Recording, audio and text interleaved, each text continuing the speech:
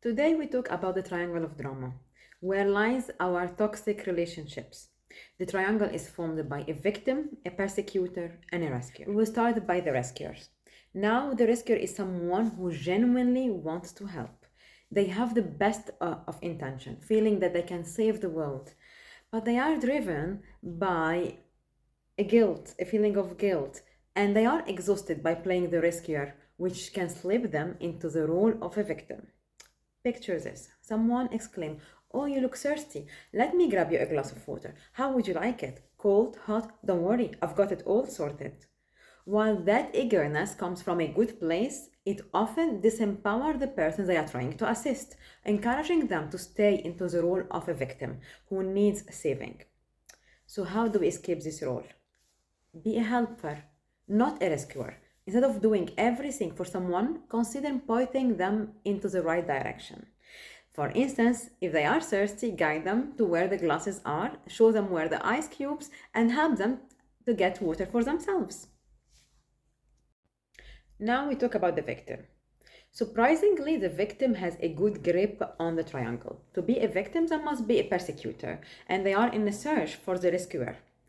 To be a victim could have started by a genuine event in life, but the victim in this triangle dramatizes the situation, refusing to take any ownership in what has occurred.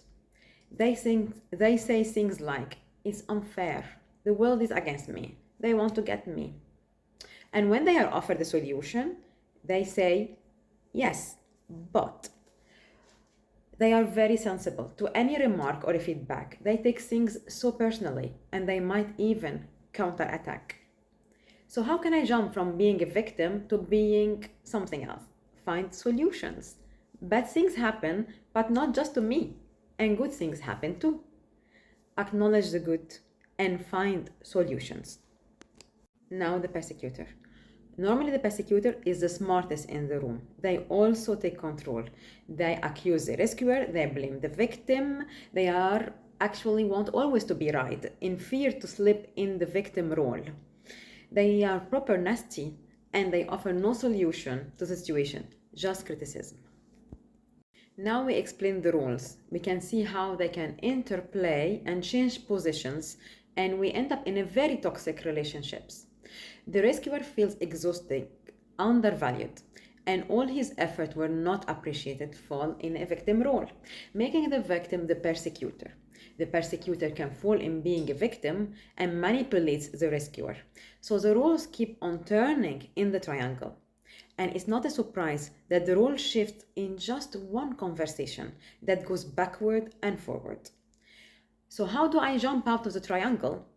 First, I identify the people who plays the role in your drama.